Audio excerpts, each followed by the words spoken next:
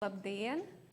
Šī ir dzejas dienu nedēļa Talsu galvenajā bibliotekā, un šodien mēs esam uzaicinājuši uz pasākumu Mazpilsētas stāstnīcu Talsiem nozīmīgu sievieti, vokālo pedagoģi, mūzikas tekstu autoru, arī kultūras dzīves veidotāju Kristīni Broku Meļķi.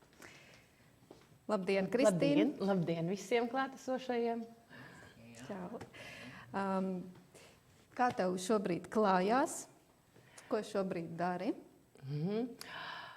Jāsaka, ka nedaudz satraucos šodien, ierodoties šeit. Domāju, kā tad viss te būs un vai vispār kāds te būs un ar ko es runāšu, ar kameru vai kā. Bet es priecājos jūs visus redzēt. Nu, jāsaka tā, ka man iet diezgan labi, nesūdzos. Nesūdzos, esmu visu laiku darba virpulī, ka godīgi nespēju pat saprast, kurā mirklī es varu atpūsties. Trakas lietas, jāsaka, ir. Bet kā jums bērnībā, ja mēs atgriežamies pašā bērnībā, jau no bērna kājas esat ierauta šajā kultūras norišu virpulī? Es domāju, ka jā, jo mana māma ir bijusi visu mūžu kultūras darbiniece, un godīgi sakot, es esmu savu bērnību, ja es atceros, ka es vienmēr esmu bijusi līdz mammai uz kultūras pasākumiem un neskaitāmiem mēģinājumiem uz skatuves dzīvojusi. Un neskaitāmi mēģinājumi man ir pagājuši savulaik Pionieru namā, kur mamma vadīja leļu teātri, un arī tur es tiku iesaistīta, un pēc tam jau vēlāk jau. Nu, kā lai saka, mammai līdz visur tiku ņemta, un līdz ar to arī bērnība viss ir sasaistīta ar kultūru, ar dziedāšanu, jo ātri sāk jau iet mūzikas skolā un tika virzīt uz skatuvi, jo acīm redzot, pedagogi redzēja, ka man ir talants un pašā arī ļoti liela deksme un vēlme uzstāties, un tā tas ir bijis, jā. Vai tu, Kristīna, atceries arī savu bērnībā pirmo uzstāšanos varbūt?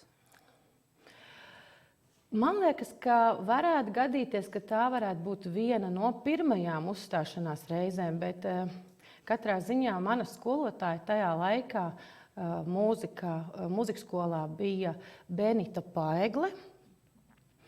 Un es sāku mācīties pirmā klasītē, vēl ejot pēdējā grupiņā bērnu dārzā. Un tas bija kaut kas nebijis, jo laikam neviens nebija noskaidrojis man vecumu. Un pieteikums bija aizpildīts, un 1. septembris klāt, un es esmu ieradusies. Un skolotāji saka, atvērsim burtnīcas, sāksim rakstīt. Un es saku, ka es nemāku rakstīt, jo es eju bērndārzā. Un tad skolotāji izskrēja ārā un gaitenī un saka, māmiņa, viņi vēl neiet skolā. Nu, bet ko tagad darīsim? Jums jānāk būs līdzi uz katru stundu. Un tā nu arī notika tas, kad ļoti ātri sāku mācīties mūzikas skolā un ātri arī tiku sagatavot pirmajam konkursam. Un tas bija laikam kaut kāds cālīts, man tā šķiet. Un atceros, jā, es atceros, kā es tur kāpu un kustējos un mēģināju, jā. Bet tu, Kristīna, pati mēģināji to kustības un visu pārējo, jo tajā laikā jau droši vien nebija tāds speciālais vokālais klubiņš vai apmācības. Jā, es esmu, tajā laikā jau es biju tik maziņa, kad es droši vien vēl neko nesapratu. Bet es atceros. Vienmēr mana māma ir priekšā tur rādījusi kustības un nav kaunējusies arī koncerta laikā, jo man pat šķiet, ka ir nofilmēts, ka tikpat atraktīvi, cik es uz skatos, tikpat atraktīvi man mamma zālē kustās man līdzi. Un jā, noteikti, kad un skolotāji arī Benita Paegli iesaistījās, un tajā laikā jau es tiku vadāt uz ierakstu studiju pie Atta Freiberga. Tajā laikā bijušajā Sakarnieku namā bija viņam studija. Un mamma laikam tajā laikā nežēloja naudu, lai es jau sāktu kā maziņa meitenīte pamēģināt ierakstus un tādas lietas, jā, ko varbūt mūzikas skolā citiem bērniem vienkārši nedeva, jā, jo ģimene pat bija ieinteresēta. Jā, labi. Un varbūt tagad par skolas laiku. Tātad, kurā skolā mācījās? Es mācījos Talsu 2. vidusskolā. Un Jā, nu pēc tam jau pavisam drīz atkal viņi atgriežas pie savas mammas. Mana mamma sāk strādāt Talsu otrā vidusskolā par direktoru vietnieci ārpusklases darbā. Nu, līdz ar to es atkal biju visos pasākumos. Es biju iesaistīta dažādos pasākumos. Ne jau arī tam dēļ, kad tur strādāja mana mamma, bet vienkārši man ļoti tas patika. Un es biju caurām dienām tajā iesaistīta. Man tas likās tik dabīgi. Un Dolores Lepera savā laikā arī man iesaistīja dažādu konkursu vadīšanā. Un tas bija tam dēļ, ka es piedalījos katru gadu kādā konkursā, un tad bija konkurss tāds kārumnieks, man tā šķiet. Un jau 3. gadu es vinnēju, un Dolores teica tā, mums tas nolikums ir jāmaina, nevar vairāk piedalīties. Tad viņi nonāca pie slēdziena, kad man kaut kāda cita loma jāiedod. Bet tā tas ir bijis, jā. Jā, bet sakarā ar šiem visiem pasākumiem, vadīšanām, vai nebija tā, ka bija jākavē arī stundas un gāja kaut kur ļoti švaki tomēr? Jā, mana švakā puse ir matemātika. Es pat esmu murgojusi par to. Es esmu murgojusi par to, kad skolotāji nāk jā, pat vēl arī pēc skolas beigšanas, jā. Matemātika man nav gājusi, piedodiet skolotāji. Bet toties latviešu valodā un īpaši literatūrā es visur tiku virzīt, jo man ļoti patīk fantazēt un es ļoti labi domrakstus rakstīju. Un te atkal ir tā, ka meitenes, kuras lasīja grāmatas un tā godīgi lasīja. Un tad gāja rakstīt domrakstu, ja, pie skolotājas Zēbergas. Man atlika iepriekšējā vakarā noskaidrot no labākajiem klases biedriem, par ko vispār ir tā grāmata, un es uzrakstīju daudz labāk nekā viņas, jo vienkārši bija jāzina aptuvenais sižets un atrisinājums tam visam. Jā. Man padevās visi šie humanitārie priekšmeti, protams. Jā. Ļoti jauki. Lūk, ja jūs varējāt šā sadzējot, jā. Tad varbūt arī dzēju sāki jā, rakstīt. Un tajā brīdī skolā, Talsu otrā vidusskolā, sāk aicināt Maija Laukmane uz pulciņu pie viņas. Un sākumā varbūt nemaz es tā pati nebūtu iesaistījusies, bet skolotāja Lilita Zēberga, man mīļākā klases audzinātāja, man stūma. Un teica, tev jāiet tur. Jo, kāpēc es saku, pati nebūtu uzreiz, jo es man vispār tāds brīvais laiks nebija. Ja? Es visur biju. Es esmu beigusi mākslas skolu, mūzikas skolu, un tas viss bija tik ļoti daudz, un papildus vēl arī ieraksti jau Rīgā sākās. Ja? Un tāpēc, bet es aizgāju. Un Maija Laukmane man lūdza, lai es parādu savus dzejoļus. Un jāsaka, ka tie dzejoļi vairāk vai mazāk man vienmēr ir radušies klausoties mūziku. Un mana dzeja ir paredzēta vairāk vai mazāk kā teksti mūzikai, vai ne? Un tad es projektu nedēļā vidusskolā pirmo reizi izdevu savu grāmatiņu Mirkļi, kas arī bija Maijas Laukmanes virzīts projekts un bīdīts. Protams, esmu vairākās dzejoļu grāmatiņās savus dzejoļus publicējusi saistībā ar Maijas Laukmanes šo pulciņu skolā. Jā, tādā veidā. Un pēc skolas, protams, turpināju atkal, vēl joprojām es rakstu dzeju, bet šī dzeja ir kā dziesmu teksti izmantot, jā. Un tad tādi dzejas krājumi šobrīd nav? Uz to es tā kā neju. Jā, jo ir tik, cik ir tas laiks. Jā. Un tad līdz ar to es izmantoju to laiku, jā, lai... Un šī grāmata Mirkļi tev vēl mājās ir? Ir gan, jā. Ļoti jauki. Mums nav bibliotekā, tāpēc es tā pracu. Viņa nebija veikalā, tirzniecībā, viņa bija mazā skolas tikai tirāžā skolotājiem un pašai un ģimenei. Jā, un tad arī skolas laikā sākās tev šīs mūziķas karjera, ja to varētu tā nosaukt. Kā tas sākās vispār? Nu, jāsaka tā, te arī starp jums sēž talantīgi dziedātāji, tur beigās viena meitene smuku dzieda arī. Un es gribu teikt, ka ikvienam ir iespēja kaut kādā brīdī mest kaunu pie malas un kaut kādam izaicinājumam sekot. Un Latvijas televīzijā parādījās uzsaukums. Man bija tad 12 gadi, es skatījos vienkārši reklāmu. Un nāciet piedalieties konkursā meklējam solistes. Un es atsaucos, un es aizēju pie mammas, un es saku, mammu, es gribu piedalīties. Un kā jau es saku, manai mammai mans lūgums jāizpild. Viņa nebija no tām mammām, kas kaut ko atteiktu. Ja? Un viņa saka, kāpēc gan ne? Kaut ko iesūtam. Ja? Un tur bija jāiesūta tā kā dziesma ierakstīta, projām pie ata, kaut ko rakstam. Un jāatzīst tajā laikā, kad es šobrīd pat nevarētu iedomāties, es klausos tās dziesmas, ko es tajā laikā dziedāju angļu valodā. Jaunieši tagad pat nevar iedomāties. Tajā laikā jau tā angļu valoda mums bija diezgan švaka visiem. Ja? Mēs dziedājām līdzīgi kā kurš tur bija Gobziņš, kad tie vārdi jau īsti nav pareizi, ja? Bet angļu valodā dzied un izpild, bet no visas sirds. Ja? Es iesūtīju vienu dziesmu latviski, vienu dziesmu angliski, ja?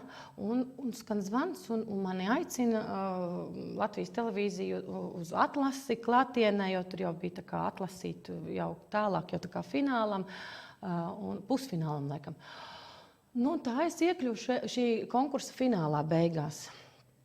Un tas bija ļoti liels notikums un pavērsiens manā dzīvē. Man bija 12 gadi. Es piedalījos šajā konkursā kopā ar Mariju Naumovu, ar daudziem dziedātājiem, mūziķiem, kas vēl tagad ir populāri. Tur ar mums kopā bija Prāta Vētra. Viņi bija tikko galīgi jauni puiši, kas bija tikko sākuši. Mēs kopā visi tur atpūtāmies. Un tā mūziķa vide, protams, bija, bet es viņiem biju, protams, bērns. Ja, bet manī vienmēr ir bijusi liela vēlme mācīties. Un es vienmēr klausījos no malas. Visvairāk man tajā brīdī tiešām patika Marija, kā dzied. Un es mēģināju viņus paslēpts atdarināt un centos. Un es ļoti daudz klausījos mūziku. Un tas bija tas moments, kad man vairs mūzikas skolas pedagogi nespēja vairs neko tādu tīri, profesionāli, estrādes žanrā dot vokāli. Jo tur jau vairs nebija klasiskā mūzika, kas tiek dota mūzikas skolā. Ja? Un tur bija pašai jāmācās, jo uz to brīdi es vēl nevarēju, es pat nemaz nezināju, kur lai es meklēju tādu vokālo pedagogu. Un tas bija ļoti liels pašai savs darbs, ko es uzskatu, ka var veikt arī daudzi jaunieši, sevišķi tagad, kad ir tik daudz interneta vidē pieejami vingrinājumi un tā tālāk. Un es ieguldīju ļoti lielu savu enerģiju. Nu jā, un tas bija tāds pagrieziena punkts, jo pirmā meitene un arī vienīgā līdz šim brīdim Latvijā, ar kuru noslēdza pēc šī konkursa mikrofonu ieraksti līgumu. Un tas bija kaut kas nebijis. Godīgi sakot, es cīnījos par godalgotu vietu šajā konkursā, bet Raimonds Pauls bija žūrijā un teica tā, mēs nedosim tai mazajai, ka nesakāpja. un varbūt ļoti pareizi, jo bija arī viens moments, pašķirot atpakaļ atmiņas, kad bija tas zvaigžņu mirklis, jā, jo es domāju, ka to jau nevar, tas ir katram kaut kādā momentā, un it sevišķi vēl tādai mazai meitenei tas noteikti bija. Bet tas ir jāizdzīvo un jāpārdzīvo un jāiet uz priekšu. Un tad man sākās lielā dzīve, jo es no 13 gadiem katru otro nedēļu braucu uz Rīgu uz ierakstu, uz mikrofonu ierakstiem. Un viena pati, tajā laikā nevarēja vairs izvadāt mani vecāki.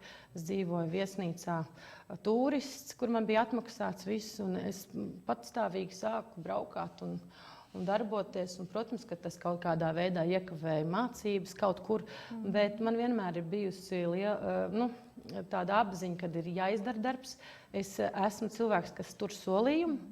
Es cenšos būt, un es tā domāju, ka es esmu precīza, un es arī cenšos ārkārtīgi savā vokālajā studijā, darbā ar bērniem, izdarīt darbu, kas ir uzdots, tam ir jābūt izdarītam, tāpēc man arī tā mācībām tomēr jau beigās atrisinājās, bet tā matemātika man tik un tā nepatīk. Jā, bet labi, tad braukāju uz Rīgu, un kāds bija rezultāts? Rezultāts ir tāds, ka es ļoti daudz uzstājos un ierakstīju dziesmas ar dažādiem populāriem māksliniekiem, kas līdz šai dienai man ir daudz ko palīdzējis. Arī tagad, jo aicinot uz kultūras pasākumiem uzstāties, es viņus visus zinu personīgi.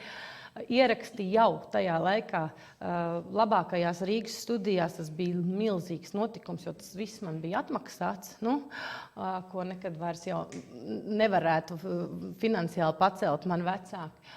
Un, jāsaka tā, ka man ir bijis lieliski iespēja uzstāties un koncertu veidot ar grupu Līvi, vēl pilnā sastāvā ar visiem māksliniekiem. Izbraukāju veselu gadu koncertu turnijā ar grupu Simtā Debija, jo mani, protams, meklēja dažādos stilos, kurā tad mani tur ielikt, ja, vai tā būs deju mūzika, vai rock mūzika, vai vēl kaut kas, ja, jo es biju vēl jauna un tad nevarēju saprast, uz kur pusi man tur bīdīt, vai ne? Un pati arī tā kā nevarēja vēl saprast. Arī nesapratu. Man patika viss. un tie mākslinieki, ar ko es esmu strādājis kopā, un kā jau es teicu, ka man jau mamma strādāja kultūras dzīvē, līdz ar to es jau maziņa meitenīt zināju ļoti labi Olgu Rēcku un tā tālāk. Tie visi cilvēki jau man bija jau pazīstami. Starp citu, par to maziņu tādu piebildu, kad man bija kaut kādi 5 gadi, man Olga uzdāvināja plakātu savu un uzrakstīja, varbūt kādreiz esi līdzīga man, mūzikas ziņā, un tajā laikā es vispār nenojautu kaut kādos 5 gados, kas ar mani tālāk būs, un es to plakātu pie sienas, un turēju, jo Olga bieži vien viesojas pie mums ģimenē, mājās palika ar visu grupu Eolika, ar Zemgalu un tā tālāk. Un tagad Olgu satiku pavisam nesen, un viņa bija Kandavā koncerts, viņai bija jubilejs, un Olga uzdāvināja man grāmatu, un atkal tas pats ieraksts, apmēram. Kad šīs pazīšanās un viss, tas, protams, ir devis man lielu plašumu un iespējas, jā. Jā, un vēl skolas laikā, es saprotu, arī tu izdevi albumu. Jā. Kādēļ nepietiek? Jā, man konkrēti, ja iet runa par mūzikas albumiem, tad man ir 3 solo albumi mūžā iznākuši, bet ļoti daudz uzmanība bija veltīta uz dažādiem projektiem, kas netika izdoti albumos, vai arī tika izdoti, bet dažādās izlasēs. Tajā laikā vēl bija kasetes un tā tālāk. Piemērs. Jā, un tās jau tad ir bijuši daudz, un tad es arī braucu uzstāties dažādos konkursos. Konkursi jau man ir bijuši ārkārtīgi daudz, jau arī tādi nopietni, ne tikai Latvijā. Latvijā viens no lielākajiem bija Liepājas dzintars, kurā es piedalījos, un ieguvu arī ļoti lielu ārzemju izdevniecības balvu. Un tad bija interesanti, kad presē bija rakstīts, ka tur būtu vēl jāpārbauda, vai viņi vispār dziedāja dzīvajā. Un tas man bija lielākais kompliments, kad tāds ieraksts bija. Bet bija ļoti dažādi projekti. Un tie albumi, tie bija mazāk tā uzmanība pievērsta. Un tas pēdējais 3. pavisam nesen vēl tika izdots. Un tagad vēl joprojām, kaut arī es esmu no tā visa vairāk vai mazāk projām aizgājusi, man neliek mieru, un man visu laiku kāds kaut ko vēl raksta un aicina. Es nepakļaujos, bet tad es pakļaujos, un tagad es atkal tikko esmu pakļāvusies. Un pirms 2 nedēļām es iedziedāju sirds dziesmām dziesmu, ko man izlūdzās komponists. Viņš ir bijušais Tals un novada iedzīvotājs, bet nu jau ļoti, ļoti ilgi dzīvo Anglijā, Helmuts Feldmanis. Un man ir tas bezgalīgi lielais gods, ka aranžējumu šai dziesmai ir slavenais Dons uztaisījis. Ja? Un tad mēs tikko iedziedājām un aizsūtījām uz sirds dziesmām un guvām apstiprinājumu, ka pavisam drīz jūs arī to dziesmu dzirdēsiet. Ja? Jauki. Jā, bet arī pa kādu mirkli tu piedalījies Eirovīzijā. Jā, kā jau es teicu, tie konkursi ir bijuši daudz. Kāpēc arī tie konkursi? Tāpēc, ka nav jau īsti mūsu mazajā Latvijā, kur tā parādīties. Un tad tie konkursi, un arī es pati uzskatīju, un daudz citi mūziķi, kad šie Eirovīzijas konkursi, godīgi sakot, netik daudz man personīgi bija motivācija nokļūt tur kaut kur tajā finālā galā. Ja? Nu, protams, katram jau lielais mērķis ir tāds, bet tā galvenā jau būtība ir kaut kur parādīties, uzstāties. Ja? Un es domāju, ka jebkuras grupas mērķis ir piedaloties Eirovīzijā. Nu, reti kuram ir tas galīgais mērķis izvirzīts tur būt, bet parādīties, ka tu darbojies, ka tu esi dzīvs, ka tev ir kaut kas jauns radies. Ja? Jo mūsu Latvija ir ļoti maziņa. Ja? Un godīgi ar mūziku tikai izdzīvot ir gandrīz nereāli, tikai varbūt dažiem, ja? Kādām lielākajām grupām un lielākajiem vārdiem, ja? Jo jebkurš no viņiem tomēr strādā arī pamatdarbā, kaut kur citur. Ja? Diemžēl, vai ne? Diemžēl, bet tā tas ir. Mēs vienkārši esam par mazu, mums tās iespējas nav tik plašas, ja? Lai ar to nopelnīt arī. Jā, bet ja tur nav par darbu, kad tomēr ar mūziku vien nepietiek, tad kas ir varbūt tev pirmā darba vieta, vai tikai mūzikas lauciņā esi strādājis vai kultūras jomā? Nu, tad, kad es pabeidzu vidusskolu, man bija ļoti, ļoti liels pārsteigums un prieks, ka mans otrās vidusskolas direktore Elga Vērdiņa man zvanīja jau uzreiz pēc beigšanas, vai es nevēlētos vadīt vokālo studiju, kā telps, dot tāls otrās vidusskolas, un līdz ar to audzēkņi nāktu pie manis. Un sanāca ļoti daudz bērnu.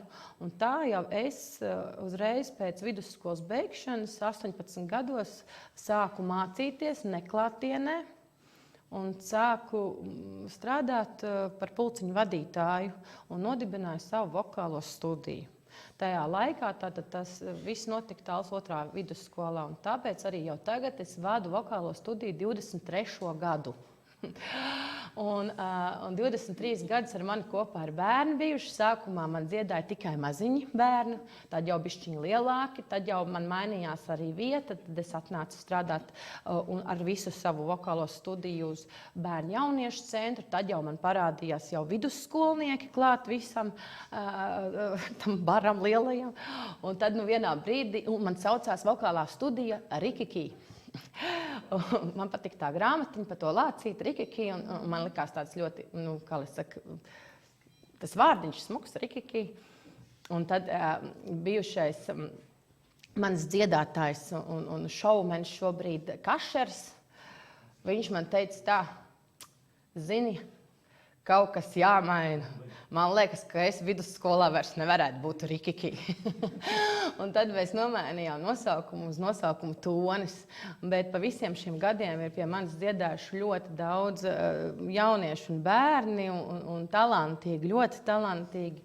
Un daži no viņiem ir aizgājuši jau un jau sev pieteikuši lielajā mūzikā jau Latvijas līmenī, kā piemēram Kristaps Solovjovs un arī Zeludvig, dziedātājs, kas atkal no jauna tagad kaut ko ir radījis un parādās. Tad ir ļoti slavena meitene bijusi, kas daudzos konkursos, populāros televīzijā ir arī guvusi labu slavu un vietas un pat uzvarējusi Amanda Maržecka. Bet visi tie dziedātāji ir bijuši tātad estrādes žanrā, jo es daru un mācu bērnus tajā jomā, kas man pašai patīk, tajā žanrā, kā mūsdienu estrāde. Ja? Jā, tātad Talsos ir iespēja gan apgūt pamatus mūzikas skolā, gan iet uz toni. Jā, un apgūt vēl šo estrādes žanru. Ja? Jo klasiskā mūzika noteikti vienmēr būs pamatā, un arī jebkuros vingrinājumos, arī mūsdienu estrādes un dažādu veidu stilu mūzikā, tie klasiskie pamati un vingrinājumi būs visiem vienādi. Ja? Bet tā mūzika pati, ko tālāk tad pasniegt un izpildīt, tad katrs tad izvēlās uz kādu žanru, tad vēlas. Jā, bet tad kādi ir, vai ir atlases nosacījumi bērniem, vai visi var nākt tomēr uz šo studiju? Kā tas ir? Ziniet, es netaisu atlasi. Es domāju tā, ka nāk sākotnēji visi, bet tas ir laika jautājums, jo vienmēr jau tad mēs arī redzam, kuram tad ir, un ir saruna ar vecākiem, lai es pateiktu, vai ir šis talants vai nav, bet ar vienu piebildi. Mans uzskats ir, ka ja ir ļoti liels gribasspēks un vēlme iemācīties, nevis mammai, bet bērnam, jo bieži vien ir tā, kad atved pie manis un saka tā, mēs gribam, lai piedalās, lai kaut kādas vietiņas ir un tā. Un te ir tas stāsts, vai tā vēlme ir vecākam vai bērnam, bet var iemācīties dziedāt. Var iemācīties dziedāt arī tāds, kas dzied blakus notīs. Bet ir ārkārtīgi lielam darbam jābūt, un man ir reāls piemērs, viena meitene, kuras negribu nosaukt vārdā, un viņa pazīstam, bet viņa tik ļoti enerģiski pie manis nāca, tik ļoti, un man tāds prieks bija un gandarījums pēc gadiem 2, 3 redzēt, ka viss var notikt, ja ir tikai vēlme. Jā.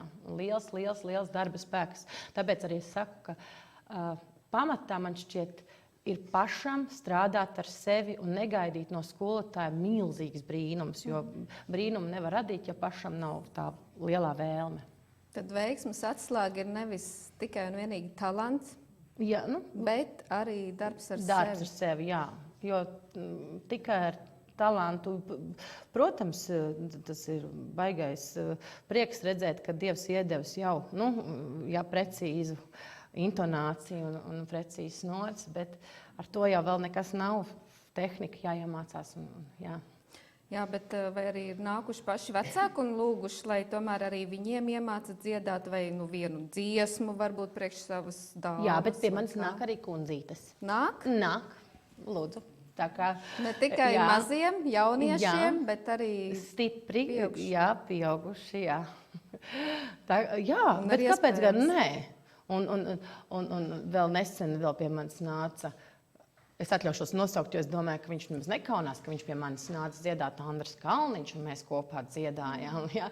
Taču visos laikos, un man bieži vien skan arī tādi vīrieši, kas jau gadiem dzied un diezgan labi kādā grupā, bet viņi vēlas kaut kādu konsultāciju, jo viņiem kaut kas gribās vēl uzlabot, ja? Un kaut ko tādu. Tā kā, Tad jūs pieņemat visu.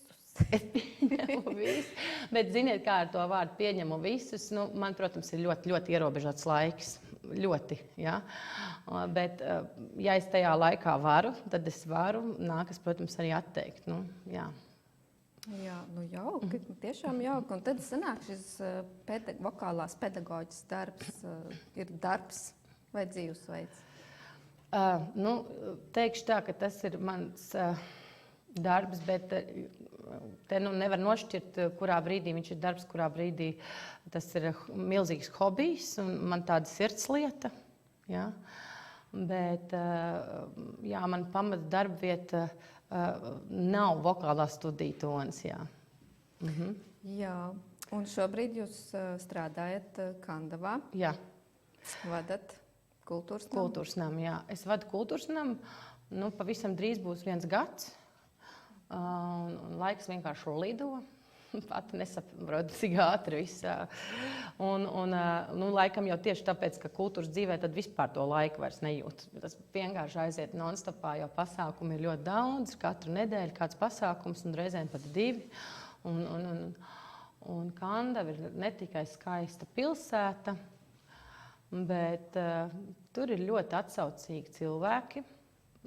Ļoti gribās teikt, ka ir viegli strādāt tad, ja tev ir forša vide, vai ne? Un 25 minūtes pa šoseju Tallas Rīga līdz Kandavai paiet ļoti ātri. Godīgi sakot, ja es no rīta esmu vēl kopā ar ģimeni, tad man tās 25 minūtes pat ir nepieciešams, lai es tajā laikā sakārtotu savas domas un izkāpjot ārā no mašīnas, varētu iet kultūras namā un jau zināt, kas man ir jādara. Jā. Tā kā laiks paiet ļoti ātri aizbraucot. Vienīgi jāsūdzās par tām degvielas cenām. Ja tas vēl būtu, tad būtu pavisam ideāli, bet tā kā Kandava jau ir tā kā iemīlējusi man vairāk vai mazāk, tad šis jautājums arī tiek risināts. un tā, bet jā. Bet kā tas ir apvienot šo darbu ar ģimenes dzīvi? Tomēr, manuprāt, tas paņem ļoti daudz laika būt tur. Jā, bet te jau tas stāsts ir tā, kā es teicu, ka es mammai dzīvoju uz skatuves. Tagad, laikam, tas mantojās. Jā, un man ir tā, ka man vīrs ir ļoti radošs. Viņam patīk kultūras pasākumi, bet viņam patīk atkal no sava skatu punkta. Viņš ir kādreiz bijis diezgan slavens Talsos dīdžejs, un arī tātad ar to kultūras dzīvi bijis sasaistīts ar pasākumiem, bet viņam ļoti, ļoti patīk veidot video reklāmas un tādas lietas, un tad līdz ar to mēs varam pat strādāt tandēmā. Viņš no tīrs sirds, grib kaut ko arī dot, jā, tīri kā tāds atbalstītājs manam darbam. Un tad mēs kopā kaut ko tādu darām, ja, un mēs pārvēršam to darbu reizēm pilnīgi izklaidē paši, arī savā starpā mājās, bet manam dēlam un meitai pavisam tā kultūras dzīve patīk, un dēls man ļoti palīdz. Viņš man jau ir palīgs, jau pat vada pasākums, tāpat kā es to darīju, kad es biju maziņa. Cik gados? Jā, tāpēc, ka Kristers ir... Man dēlam vārds ir Kristers, un Kristeram ir 11 gadi. Kristers mācās tagad 6. klasē Kristīgajā skolā, un Kristers 3 gadus bijis valsts mērogā, un tātad pirmās vietas ieguvējs daļrunāšanā, skatus runā. Un tur atkal ir, paldies jāsaka, Omei, kas viņu visu laiku ir likusi. Jā, bet viņam patīk. Tas nekad nav bijis piespiedu kārtā. Un līdz ar to es viņam saku, tu kaut ko gribi novadīt, jo Kristers nav dziedātājs. Bet Kristers ļoti labi var arī repot. Ja, viņš izsakās kaut kā savādākā formā. Ja.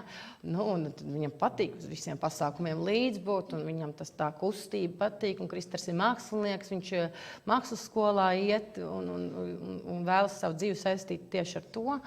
Un meitiņai man ir vārds Rasa, un Rasai ir 5 gadi, pavisam drīz būs 6, un nākamgad viņa ies skolā jau. Rasiņas līdz uz pasākumiem nevar ņemt. Tas ir viennozīmīgi, jo tad viņai nav problēmas uzkāpt arī uz skatos citu priekšnesumu laikā. Tad viņa ir topošā dīva. Viņa ļoti dejo, jā. Viņa būs dejotāja, es domāju. Jauki. Jā, un tu teici vide. Tomēr darbā ir jābūt labai videi. Tātad arī kolēģi, kolektīvs. Varbūt pastāsti, kas ir tavs kolektīvs, tavs atbalsts, kur tu rodi šo spēku, idejas, kur to visu tu vari piepildīt? Jā. Sākumā man tas viss dzimst manā galvā. Es pat reizēm brīnos, ka es varu vienlaicīgi 3 vai 4 domas domāt, jo ikdienā darbs man ir kultūras nams un vokālā studija un pašai bērni un vēl, un tad līdz ar to reizēm saslēdzās viss kopā. Ja? Un tad man liekas ļoti svarīgi ir, lai tas kolēģis, kas man uzklausa ar tā manām crazy idejām, lai viņš arī nebūtu tāds, kas saka tā, beidz, tas neies cauri. Ja? Jo ar to es esmu ļoti daudz dzīvē sastapusies ar kaut kādu neticību vai arī, jā, un lielas lietas var darīt tad, ja arī mazliet viņi riskē, ja ir tāds, jā, ka mums vajag, mēs iesim, mēs pamēģināsim, ja, un nevis kaut kādu standartu ierasto taciņu iet, ja, jebkurā pasākumā, ko rīko, un tā es, un kaut kādas idejas nāk, vai ne? Un jā, man Kandavā ir ļoti palēmējies ar manu kolēģi, un man ir tiešā kolēģi, ar ko es sēžu vienā kabinetā, un Solvita, kas man uztver un palīdz ļoti. Un tad jau, kā jau es teicu, pieslēdzās visām tām lietām vēl arī mans vīrs klāt, kurš nav darbinieks Kandavā.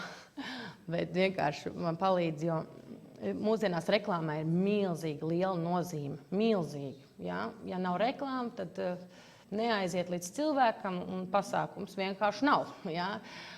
Būtībā pasākuma rīkošana ir ārkārtīgi mainījusies no tiem laikiem, kad mana mamma veidoja pasākumus. Ja es paskatos un parunāju ar viņas par to, viņi teica, ārprāts, jā, jo visam ir jābūt atspoguļotam pirms un pēc, un pat 5 minūtes bez maz vai pirms pasākuma, ka mēs jau jūs gaidām.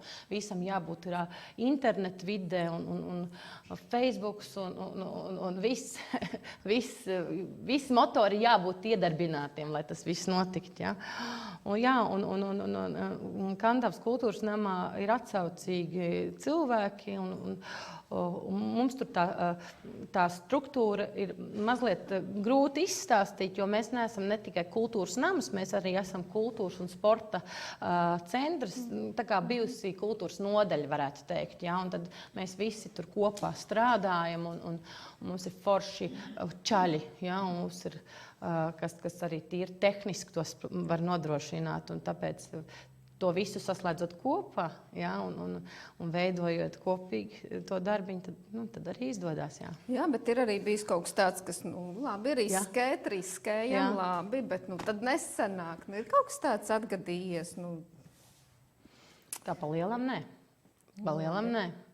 Viss tomēr ir labi bijis. Tāpat kā es esmu jau 13. gadu organizējusi Latvijas mērogu pasākumus, konkursus dziedātājiem, un vienmēr es izēju uz ļoti lielu risku, jo es pieaicinu žūriju, kas maksā vairākus tūkstošus, un tad man kolēģi saka, kā tu to vari uzņemties, jo tev tam visam jābūt nosaktam, un skatuve un visam, bet, tev vienkārši ir jānotic tam, jāpasniedz to visu, un jābūt ļoti lielai pārliecībai, ka tam visam jābūt, un tā tas notiekās. Jā, bet jebkurš pasākums, un it sevišķi, ja tas tiek organizēts privāti, protams, ka tev tas nes risku, jo tu ļoti daudz ar savu naudu riskē, ja, un jebkurā lietā. Bet līdz šim brīdim laikam jau kaut kāds baltais krekliņš ir bijis. Jā. Tad jau viss labi. Jācer, ka arī turpmāk tā viss veiksies. Protams, vienmēr pastāv kaut kāds variants. Protams, ir jau brīži, kad gribētos kaut kas kādā pasākumā vēl labāk, ja? Bet ja tas viss ir tā ļoti pārdomāts tad vajadzētu visam veikties, jā. Labi, un runājot par veikšanos, teiksim, man radās ar tādas pārdomas par jauniešiem. Jā.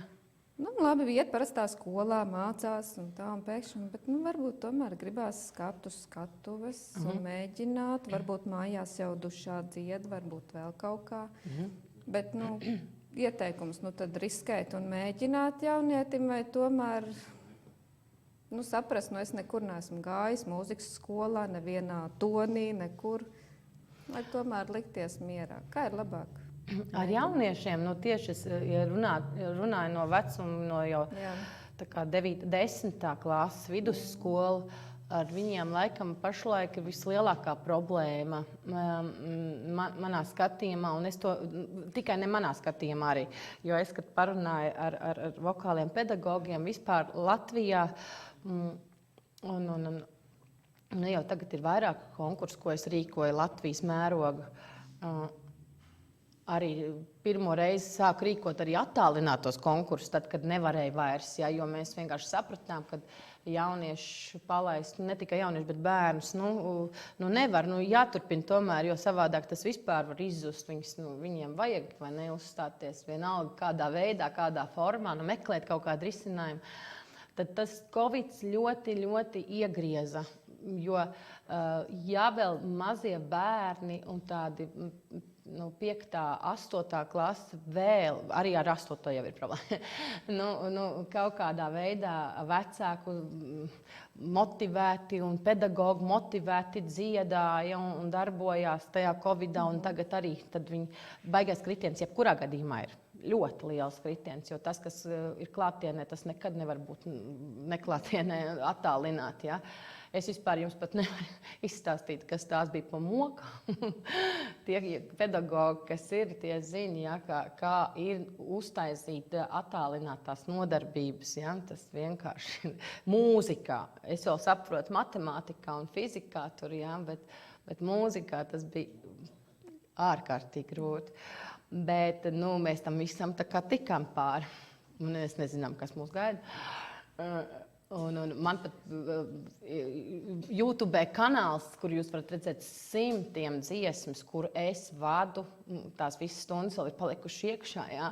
Un kad bērni dzied un sūta iekšā, un tad es veidoju video, lai vecāki redzētu, kā tas viss sanāk kopā.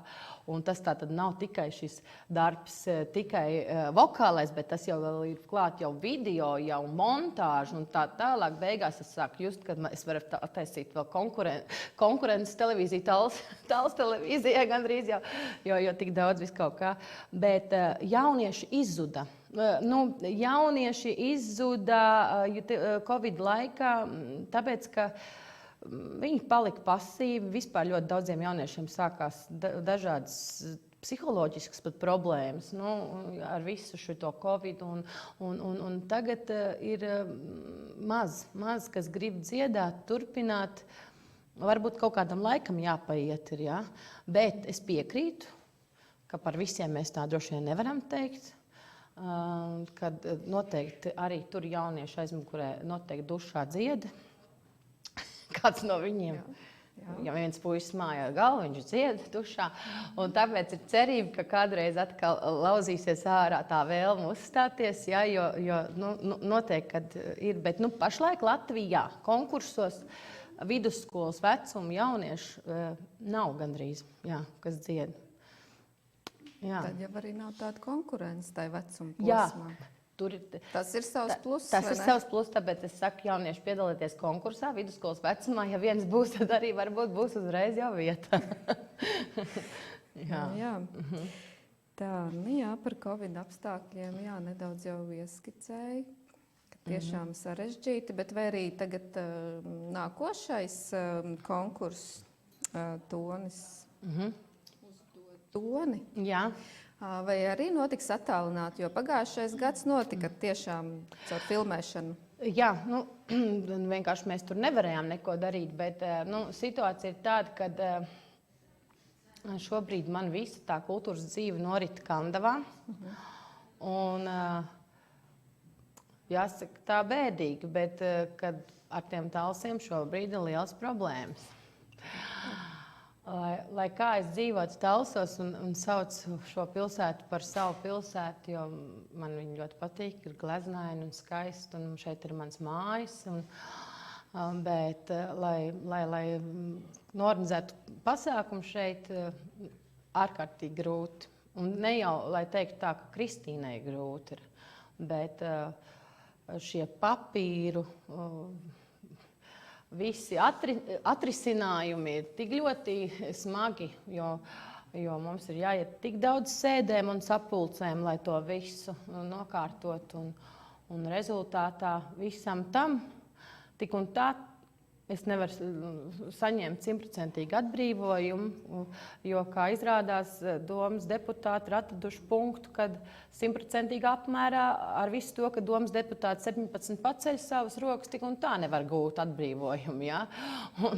Un tas ir ļoti skumji, ja mēs jau tik daudz gadus organizējam Tallas uzdot toni, un ka man ir tas nosaukums jāmaina uz Kandavu uzdot toni tikai tam dēļ, kad es nevaru norganizēt to pasākumu un dāvināt pilsētas iedzīvotājiem bezmaksas skaistu pasākumu. Jo šie izdevumi ir jau tā pasākumam tik lieli, ko mēs kā biedrība ieguldam ar visu. Jo mums vienmēr ir bijusi ļoti laba žūrija, kas arī pēc tam vakar koncertā dāvina skaistu pasākumu Tallas iedzīvotājiem bezmaksas, kur viņi ar saviem komentāriem vienmēr, tas ir kolosāls pasākums, kur var pat smieties līdzi un baudīt to vakaru. Un es domāju, tas ir tāds milzīgs dāvinājums. Bet šī finansiālā puse ir ļoti smaga. Jā. Un tāpēc es vienkārši domāju, varbūt ir iespēja no jauna pārskatīt visus šos pieņemtos likumus, kā tas ir. Ja biedrība grib dāvināt pasākumu, vai tad nevar atbrīvot 100% apmērā, vai ne? Un, diemžēl citur tādas problēmas nepastāv. Jā. Traki. Bet pagājušajā gadā, ko es piefiksēju, ka ir tātad attālinātājs konkurss ir noticis vērtējot 101 video. Jā, tas bija pat maz. Tas skaitās maz. Jā, jo tiklīdz sākās vispār Covid, tas bija jau vairākus gadus atpakaļ, tad mani bērni un mani vecāki vokālā studijā Tonis, un tas ir arī bijis tas galvenais mērķis, kāpēc es vispār sāku organizēt. Bērni ne visi ir tik turīgi, lai varētu izbraukāt Latvijā un redzēt to līmeni, kāds ir Latvijā. Un tad es domāju, jo bieži vien arī tā, kad Ilzīte vai Zanīte, viņi domā, ka viņa ir numur 1 jau, jo viņai pašai baigi patīk, un arī viņai vietējie talsinieki izsaka kompliments, un tad es sapratu to, ka viņa neredz to kopējo līmeni. Un es sāku domāt par šiem konkursiem, lai bērniem nebūtu Tallas, bērniem jābrauc skatīties visu riņķī. Viņi, protams, to var darīt, bet, kā es teicu, ne visiem ir tā rocība. Un tad es sāku rīkot, lai brauc pie mums. Un atsaucība bija milzīga, un tad sākās tie konkursi uz vietas šeit pie mums. Un tad sākās vienā brīdī, jau stipri vēlāk tas Covid, un es pārtraucu to visu, un tad, jo spiestā kārtā vairs konkursu nevarēja būt un pasākumu, un tad mani vecāki uzrunāja, bet pamēģini citu arī taisi tur kaut ko attālināt, Un tad tas pirmais moments bija, ka mēs uztaisījām pilnīgi kaut ko nebijuši, bija pavasara konkurss ar nosaukumu Uzstaro, un man šķiet, ka tur piedalījās un iesūtīja no visas Latvijas 350 dziesmas. Un, tas bija pamatīgs darbs, lai visas tās dziesmas iesūtītās apstrādātu, saliktu, un viņas vēl joprojām ir redzamas YouTube, izveidotā kanālā, un tad no žūrija visas tās dziesmas pēc kārtas klausījās un vērtēja, un tad tie vērtējumi visi tiek apkopot. Ar to visu es gribēju pateikt, ka tas nav viegli, bet tas ir forši. Savā ziņā tā bija kaut kāda savādāka pieredze. Un tas bija forši dēļ tā, kad Ilzīte, kas izaugs lielāka meita, viņa varēs apskatīties, jo tas ieraksts ir saglabājies. Kaut kāds labums jau arī tam visam ir. Un, tādā ziņā, bet, kā jau es teicu, klātiene nekad nevar būt nekas labāks par to. Jā, bet varbūt arī jautājumi ir klātesošiem. Kristīnai stipri nervu sistēma vajag. Jā. Un paldies Dievam, ka tev tāda ir. Man mīļā māsiņa atnākusi, Šito visu dabūt gatavu. Šito visu dabūt gatavu. Paganīgi, tā es sāku runāt. Tad es, Kristīna, zinu pirms dzimšanas jau, ka mēs ar tēti braucam uz dzimtariem, bērni brauc un nav gaidīt tevi. Redz, un tā ir izauguši, bet es vēl esmu dzīva. Un Kristīna man izrauga vienreiz no kūras ārā, 80 gadu vecu, uzliku uz skatus, un viņai bija brīnišķīgs koncerts, brīnišķīgs vakars bija, kāda 18 uzstājās, un es pa brīnumu dabūju 2. vietu. Lūdzu. Nu, tā kā tas bija kaut kāds tāds interesants. Es pirmkārt priecājos redzēt tevi, ja? Un jāsaka tā, ka jā, taisnība. Bet to es nezināju, kad tu man zināji jau pirms. Jā, to es saprotu. Jā, mēs tevi gaidījām. Jā, es biju ļoti gaidīts bērns, un mana mamma ļoti ilgi bija dzintaros uz saglabāšanu, un es grūti ļoti dzīvu, ļoti grūti. Mana mammai tas bija, negribās teikt, bet ļoti smags, jā. Smag, jā. Jā, un mamma ilgi nogulēja komā, bet, nu tā, jā. Bet redzies, esmu. Un jā, man atkal bija kaut kāda crazy ideja par to, ka vajadzētu uztaisīt kaut kādu vietējo talsinieku šovu. Un tad es uzaicināju dažādus cilvēkus uz skatuves konkursā. Un tas bija lieliski, kas tev brauc pakaļ. Cēl tiešām un teica tā, pie durvīm klopēja, jānāk ir. Jā. Kas tas bija par pasākumu? Kāds nosaukums? Man liekas, ka tas pasākums saucās ar dziesmu talsos, un tur bija visdažādākie talsu novada dziedātāji, kas varbūt ikdienā absolūti nav dziedātāji, ja? Bet kaut kas interesants, vai ne? Vakars bija brīnišķīgs. Kā viss bija norganizēts un viss bija pasakāji. Babras bija vai nekas. Jā. Jā, Babers arī ir tāds cilvēks, kas vienmēr man ir bijis blakus, atbalstītājs, milzīgs Arvīds Babers režisors. Nu, ar viņu laikam notiek visvairāk saraksta katru nedēļu. Jā. Mums, acīm redzot, ir ļoti daudz par ko kopā parunāt, un daudz, kas ir tāds saistošs, un es pati par to brīnos.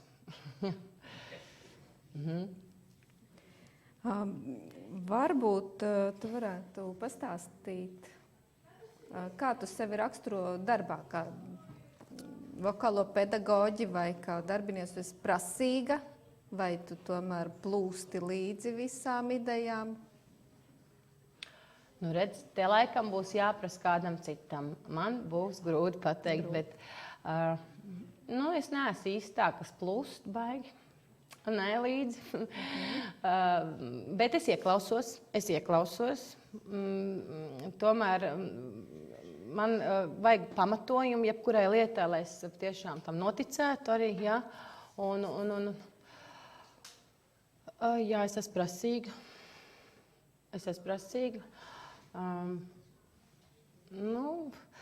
Es saku, šis jautājums laikam vajadzētu uzdot kādam citam, man tā šķiet, jo tā grūti sevi raksturot, bet tas, ka man ir idejas reizēm tik daudz un ka man viņas sprākst reizēm ārā, ja? Un pirmais, kas manas idejas uzklausa, tā ir mana mamma, vēl joprojām visu laiku, ja? Un es viņai zvanu vienalga rīts, vakars vai pat nakts stunda. Tad es viņas pamodinu, un es viņai saku, klausies, man ir baigā ideja, kā tu to domā. Ja? Jo man ir svarīgs viņas viedoklis, bet es, kā jau es teicu, laiki ļoti mainās. Ļoti šī diena un vēl pirms gadiem 10, kā viss notiek, grūti salīdzināt. Jā, tad tuvojoties noslēgumam, saki, talsos. Kur mums obligāti katram talsiniekiem ir jāaiziet, kas ir jāredz? Kas ir tava mīļākā vieta talsos? Nenoliekšu, ka man mīļākā vieta ir man mājas. Ja? Katram mums tā miera osta ir vajadzīga, ja? Un es neesmu nekad spējusi dzīvot dzīvoklī. Man par šauru. Varbūt tas arī tāpēc, ka es vienmēr esmu dzīvojis mājā, arī pie piedzimstot. Es vienmēr jau biju mājā kopā ar saviem vecvecākiem tajā laikā. Un man ir vajadzīgs dārzs ļoti. Un es domāju, ka tā nav tāda lieta, lai vienkārši vaigā ekstra, bet vienkārši man tāda nepieciešamība. Es padzīvoju pavisam nelielu laiku dzīvoklī, un es saprastu, ka es esmu ļoti iesprostota. Ja? Un es teicu, lai cik man būtu grūti, es iešu pat uz mērķi, ka man vajag māju, un tā man arī ir. Ja? Un tad es aizbraucu uz savā mājā, un tad es zinu, kad es tur varu justies brīvi. Un man vēl darbs pie mājas notiek. Man vēl vajag uztaisīt tā galvenā telpa, kur man būs tā pašai priekš sevis, ne priekš bērniem. Nu, tāda studijas telpa un tāda lieta. Ja? Bet tad, kad atbrauc pie manis ciemos kādi mani draugi, kā jau es teicu, tals ir ļoti gleznaini.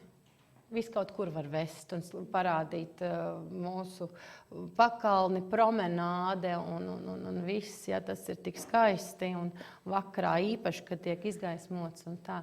Bet, mums, protams, kā jau es domāju, mēs visi saprotam, ka tās izklaides vietas jau mazliet ir par maz, lai tur ģimene ar bērniem varētu tā. Tas ir tāds sāpīgs jautājums, diemžēl, ja.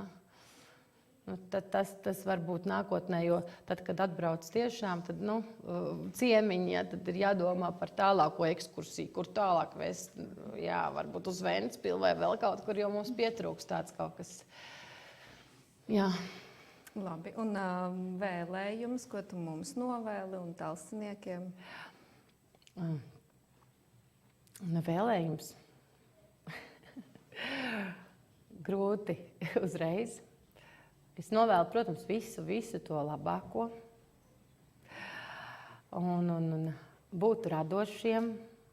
Un man tā vēlme vairāk atkal tīri personīgi ar bērniem saistīti, ja, ieguldīt uzmanību mūsu jaunajai paaudzei, lai nebūtu tikai mani labie draugi. Es ārkārtīgi gribu pateikt, es fanoju par Interu Busuli pati, un mums tie mūziķi tiešām mazai pilsētiņai daudz, un Jānis Stībels un tā tālāk, bet es gribētu, lai mums aug jauna mūziķu paudze, un tāpēc arī tas ir tāds mans gan sirds darbs, gan arī vēlme atrast jaunus bērnus un tālāk izaudzināt jauniešus un tā tālāk, lai mums kāda atkal liela personība rodas un lai tā mūzika talsos skanētu un nepārtrūktu. Jā, tas man tāds liels vēlējums un jā, kaut kā tā. Mēs jau kļūstam visu laiku jau skaistāki, vai ne? Bet pie kā ir vēl daudz kur strādāt. Paldies. Kā pilsētai, vai ne? Paldies Kristīnai. Vai arī ir kāds jautājums internetā? Šobrīd nav. Labi. Varbūt klātesošiem vēl kāds komentārs, jautājums?